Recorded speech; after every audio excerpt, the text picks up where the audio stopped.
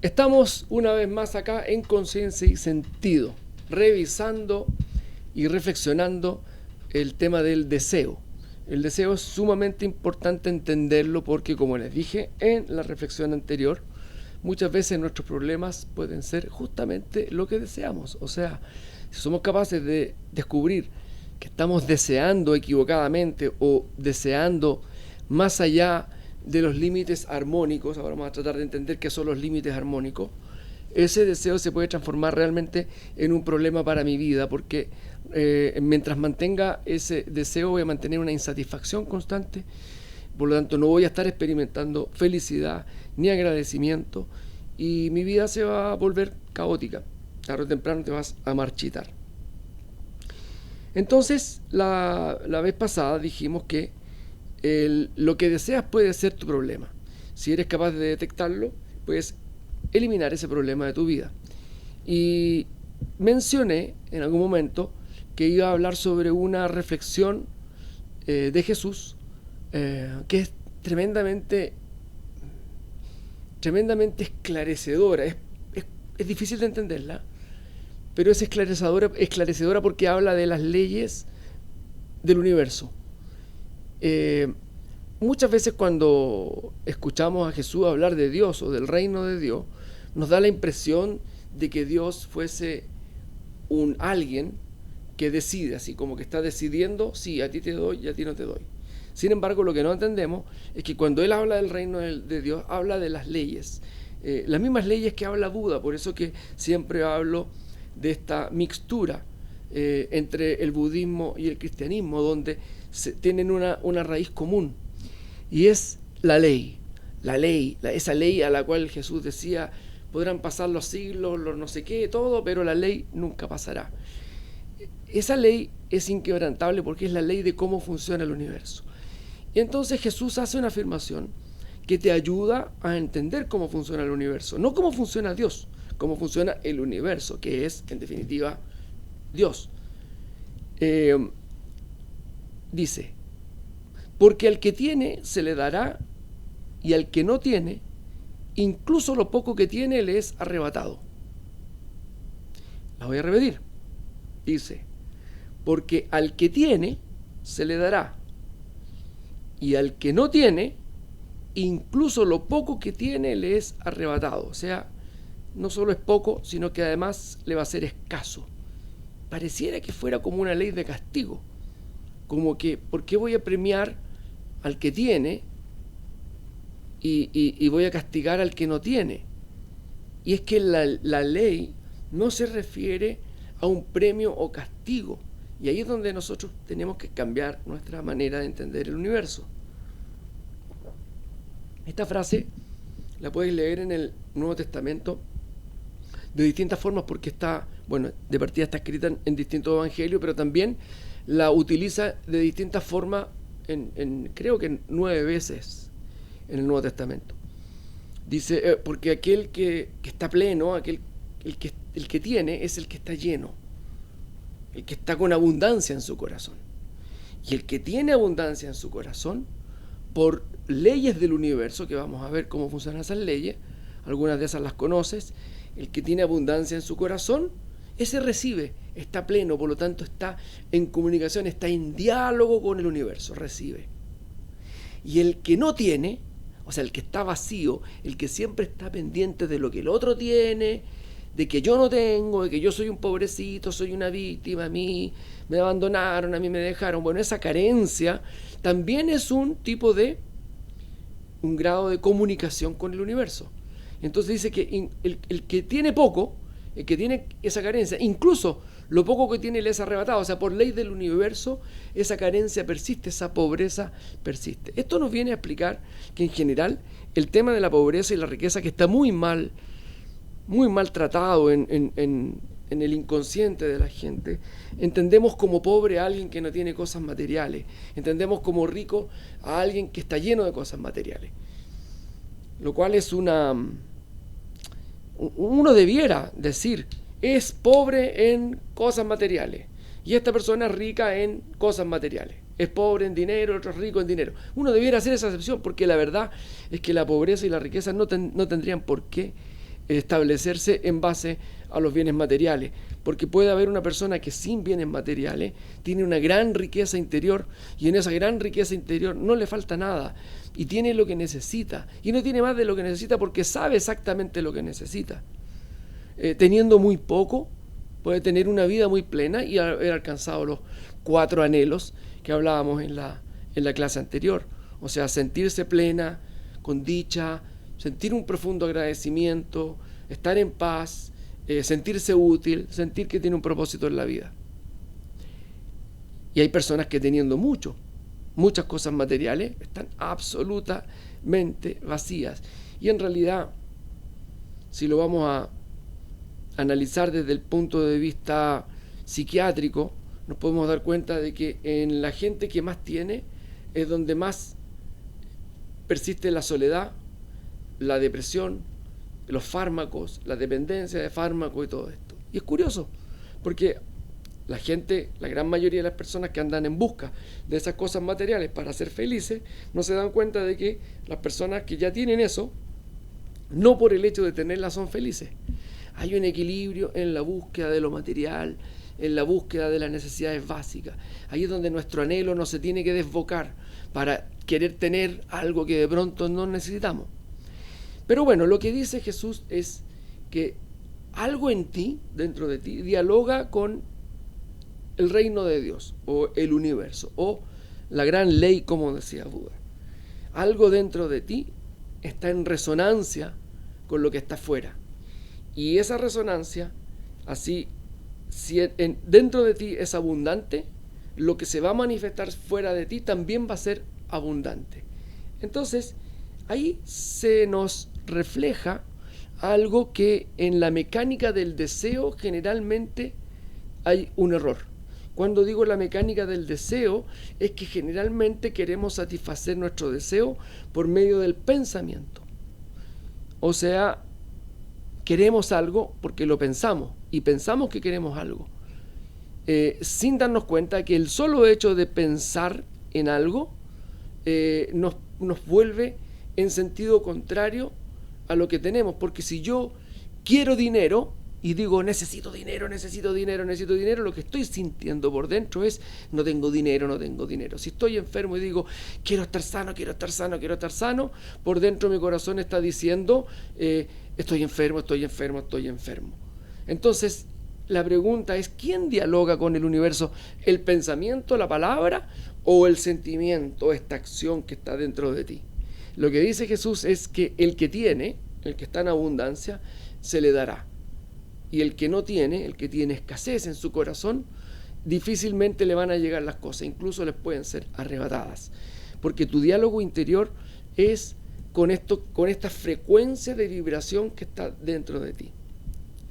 Para entender esa frecuencia de vibración, sería bueno que estudiaran. Yo sé que es medio complicado leerlo porque antiguamente los libros que fueron escritos antiguamente tenían palabras y formas, había un lenguaje, una retórica que no es fácil de digerir. Quizás es más fácil cuando te la explican. Quizás yo puedo hacer el esfuerzo de explicarlo en sencillo, pero hay libros como el Kybalión, que es un libro muy ancestral, no se sabe en cuándo fue escrito. Muchos dicen que este libro pertenece a la biblioteca de Alejandría, esa una famosa biblioteca que fue incendiada, donde gran parte del conocimiento del mundo que venía de la civilización anterior a la nuestra, o sea, nosotros somos una civilización de más o menos 6.000 años, pero anterior a la nuestra estaban todo lo que es la civilización de Atlántida y Lemuria, de lo cual ya hay vestigios, ya no es un mito como dicen algunos. Demuéstrenme, ya han descubierto ciudades sumergidas o restos de ciudades que datan de más de 25.000 años. O sea, si pensáis en 25.000 años y la humanidad que nosotros conocemos empezó a prosperar, a reunirse y a funcionar hace 6.000 más o menos según la data, entonces ¿de dónde vienen esas estructuras? O la Esfinge, que está datada en más de 14.000 años. En fin, hay demasiada información para que sepamos que no somos la primera y única civilización de este planeta. Hubo civilizaciones que por alguna razón se terminaron y comenzaron nuevas civilizaciones. Está la de Lemuria incluso, que es mucho anterior. Bueno, Se supone que estas enseñanzas de Hermes Trismegisto, que era un faraón, se le atribuyen a Tot, que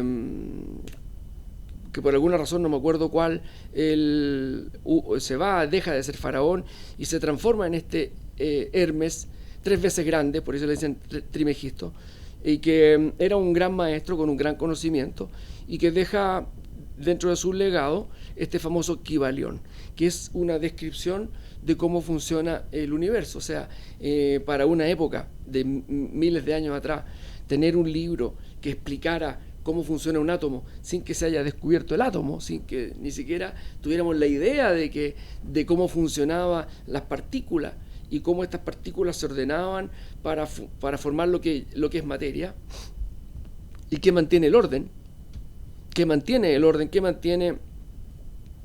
la estabilidad de la materia, que hace que este micrófono siga estando ahí y no se esté diluyendo o los átomos esparciendo por el aire, que hace que los átomos estén ahí y permanezcan ahí. En fin, toda esa respuesta están en el Kybalión. Tienen que ver con los principios herméticos, famosos 7 principios herméticos. ¿Por qué quiero hablar de ellos? Porque dentro de esos principios herméticos está la dinámica de cómo funciona entonces este motor interno que al estar activado con los principios herméticos de la abundancia, hace que esta misma resonancia, de esta misma vibración y resonancia electromagnética, tenga su par afuera y lo que se manifieste en mi vida sea abundancia. Por eso que al que tiene esa abundancia se le dará más abundancia, vivirá en un estado de abundancia. Y el que no tiene es porque está vibrando en una frecuencia de escasez, una frecuencia de victimización, de que a mí me pasa todo lo malo. Entonces se atrae todo eso, se atrae la escasez, la victimización, atrae la enfermedad y todo lo malo. En fin, entonces, por eso que estos principios herméticos son buenos empezar a estudiarlos. El primer principio hermético habla de que todo es mente, todo se llama principio del mentalismo. Cuando dice que todo es mente, nos cuesta entenderlo, pero te está diciendo que este micrófono es mente, esta estatua, esta mesa, este lápiz, todo es mente. Significa que hay algo que lo está pensando.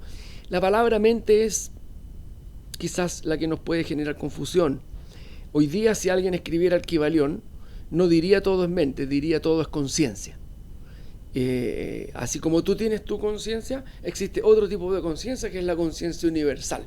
La conciencia que reúne todas las conciencias, la conciencia que ha creado la vida, el creador, que no es una persona, sino que es un tipo de conciencia universal. Entonces, cuando dice todo en mente es porque todo está sujeto por algo que lo está pensando. Y eso lo resolvió la física cuántica hace varios años, con el principio de incertidumbre y todas estas cosas que siguieron en el laboratorio, donde las partículas subatómicas, se llegó a demostrar que las partículas subatómicas que crean la realidad, en realidad existen porque existe un observador.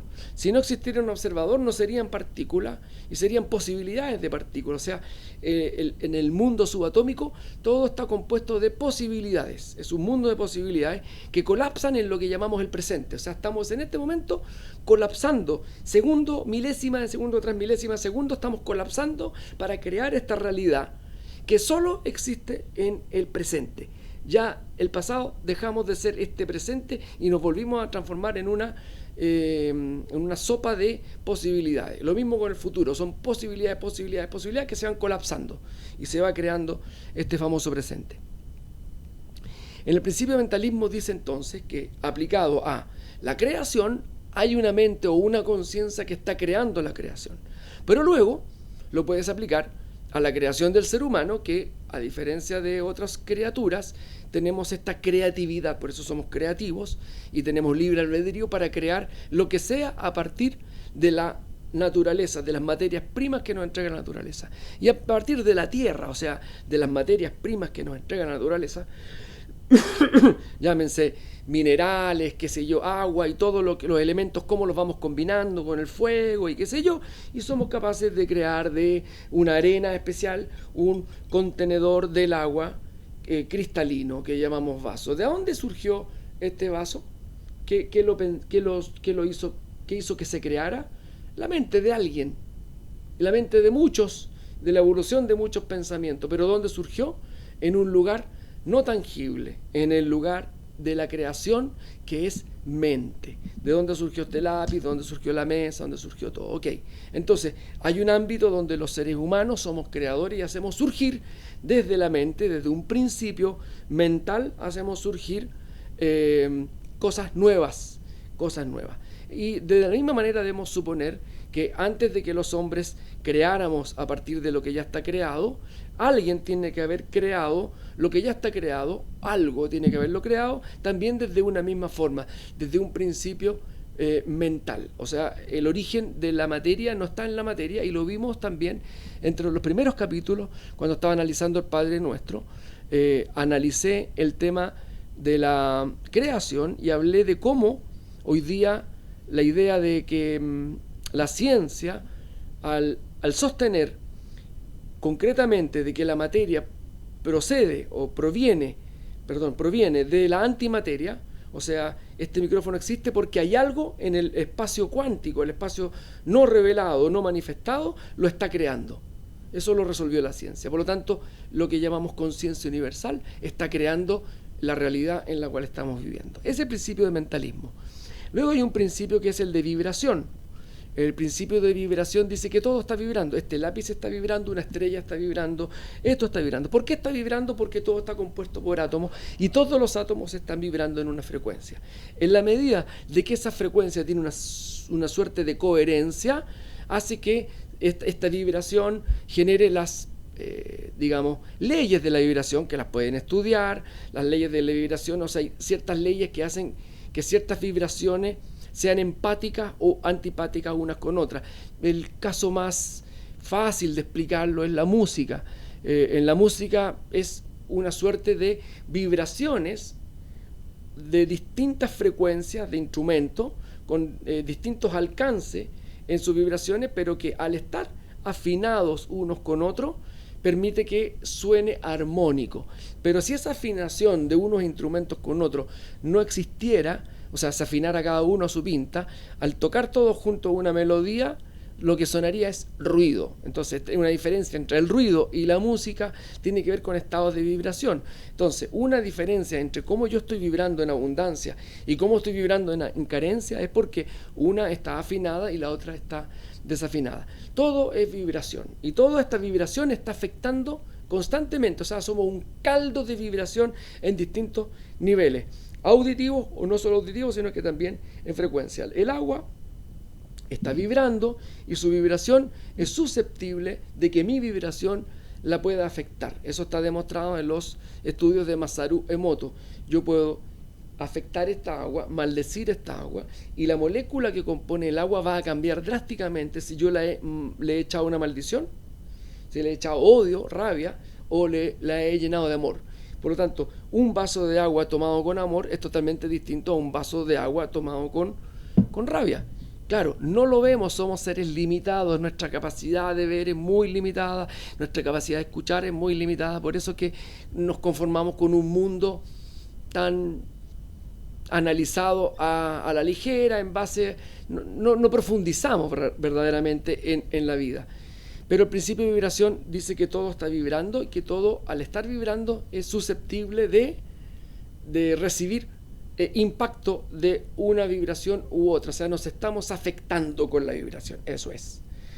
El principio de polaridad lo conocemos. Existe el día, la noche, el arriba y abajo, el alto, el chico, el frío, el calor, la luz, la oscuridad. En fin, todo es polaridad en este mundo. Se llama el mundo de la dualidad. La manera de manifestarse este mundo es a través de la dualidad. De hecho, los átomos se manifiestan en un tipo de dualidad, puesto que los componentes del átomo son fuerzas positivas y negativas interactuando en un tipo de relación que les hace mantener una constante. Entonces el electrón, que tiene una carga negativa, gira en torno a los protones, que a su vez, al estar en comunicación con otros átomos, van generando esta suerte de equilibrio que la podemos ver en el equilibrio que tiene el sistema solar. O sea, al ser atraídos por el Sol, la Tierra mantiene una suerte de distancia, pero no somos atraídos 100% por el Sol, porque si no colapsaríamos y iríamos directo al Sol. Como la Luna vendría directo a la Tierra, alguna otra fuerza está atrayendo a la Tierra, alejándola del Sol, manteniendo este equilibrio. Eso también se manifiesta en el principio de polaridad. El principio de correspondencia el principio de correspondencia se ve claramente en esta enseñanza de Jesús. Como es adentro, es afuera. ¿Sí? El que tiene abundancia, la tiene afuera. El que tiene carencia, la tiene afuera. Lo que está sucediendo dentro de ti, sucede fuera de ti. El principio de ritmo lo vemos porque en el espacio-tiempo la vida funciona en base a un flujo y un reflujo constante. Lo podemos ver a través de un microscopio, como lo podemos ver a través de las olas del mar, o del flujo y reflujo de la sístole y el diástole del corazón, o del flujo y reflujo de nuestra inhalación y nuestra exhalación. O sea, todo está en un constante movimiento, y ese movimiento tiene un ritmo, un péndulo, un tic, tac, tic, tac, que puede ser tic, tic, tic, tic, tic, tic, tic. Y entonces el mundo se ordena en base a ese ritmo. Lo que no somos capaces de ver es que nosotros, los seres humanos, al estar latiendo el corazón a distintas frecuencias, cuando nos unimos en grupo, unimos una fuerza colectiva, de que los corazones empiezan a latir todos más o menos al mismo tiempo. Pasa también con los relojes. Hay experimentos que se han hecho donde se pueden colgar varios relojes de péndulo, cada uno con el péndulo dando para su lado, ya a unas cuantas horas todos los relojes están sincronizados. Todos se sincronizaron. Eso es por principio de vibración, principio de ritmo y qué sé yo. Vamos a tratar de analizar el ritmo quizás más adelante, pero es muy importante. Cuando uno está en armonía, uno está en el ritmo de la vida. O sea, uno se mueve de acuerdo al ritmo de la vida. Pero cuando tú te sales de ese ritmo, ya sea porque, no sé, te avisaron que tu hijo se cayó en el colegio y tienes que ir a buscarlo. Esa desesperación de que tu hijo está en un accidente, no sé cómo estará, hace que tú salgas del ritmo cotidiano, interrumpas el ritmo cotidiano que hay y pues empiezas a generar caos. Los autos, que de alguna manera, aunque no lo creas, en un ritmo natural, empiezan como a sincronizarse. Si tú ves una película de arriba, vas a ver cómo los movimientos de los autos tienen un movimiento que no es tan casual. O sea, el ritmo empieza a jugar un rol. Pero cuando tú interrumpes el ritmo, empiezas a crear caos. Lo mismo pasa en tu vida. Cuando tu ansiedad, tu desesperación, tu rabia, o qué sé yo, va alterando los ritmos, va alterando la vibración, etcétera. Todos estos principios trabajan en conjunto, no trabajan de manera aislada, de manera que se altera el ritmo, se altera la vibración, se altera la polaridad, se altera la correspondencia, todo. El otro principio que es muy conocido, que lo hemos conversado también largamente, sobre todo en el capítulo del perdón, es causa y efecto. Todo es causa y efecto, todo es causa y efecto, pero lo que hay que entender del principio de causa y efecto es que el efecto siempre es una causa.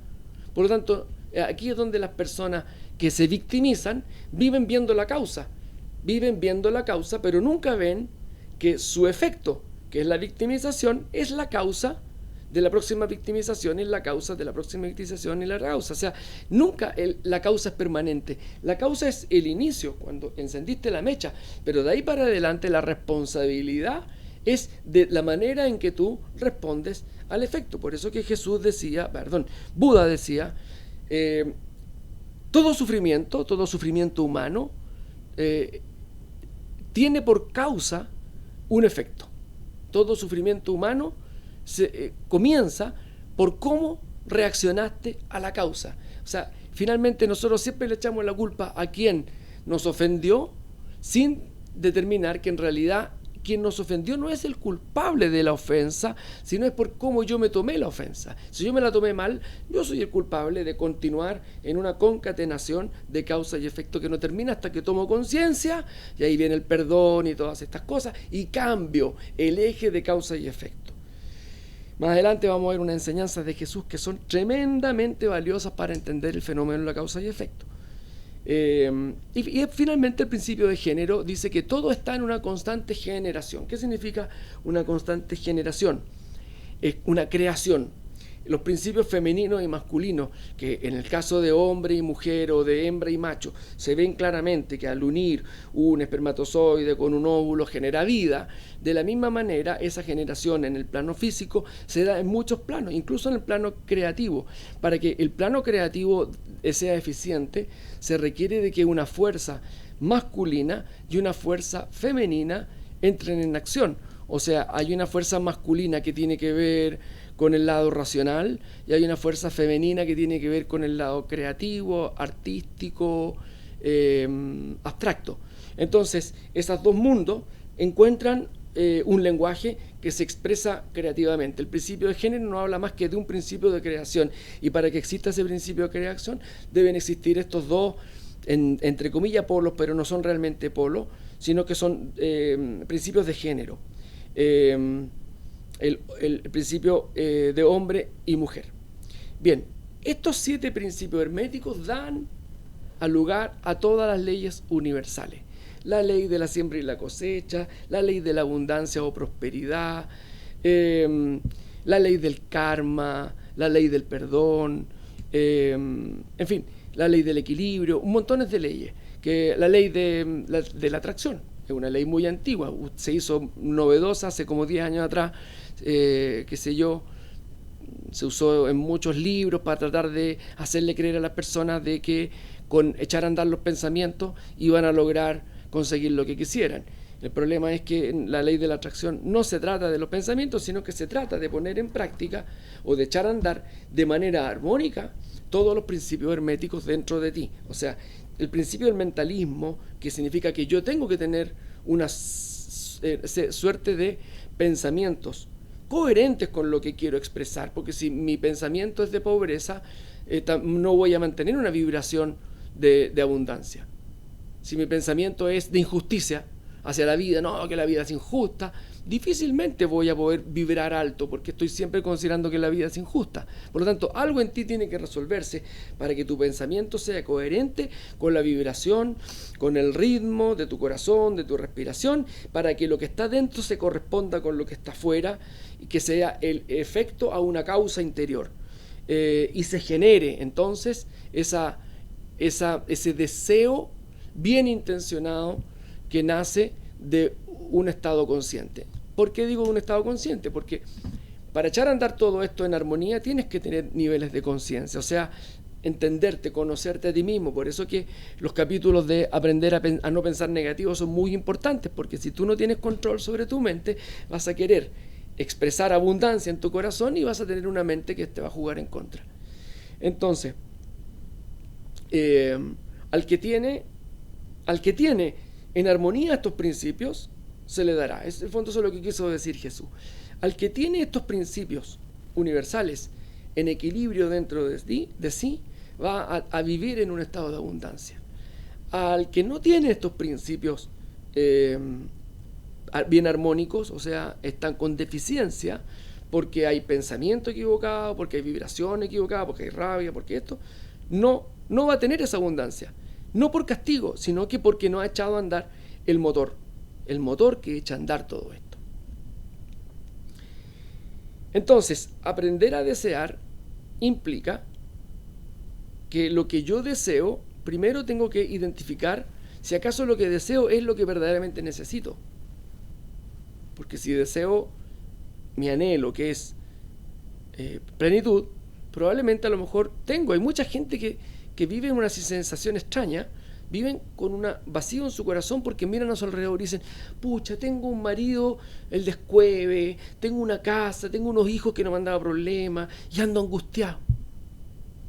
Bueno, es que no es que andes angustiada, es que andas vacía o andas vacío. O sea, tienes todo para ser feliz y no eres feliz porque tienes vacío en tu corazón, no te has llenado, no te has completado espiritualmente. Entonces, identificar si lo que deseo es realmente lo que necesito.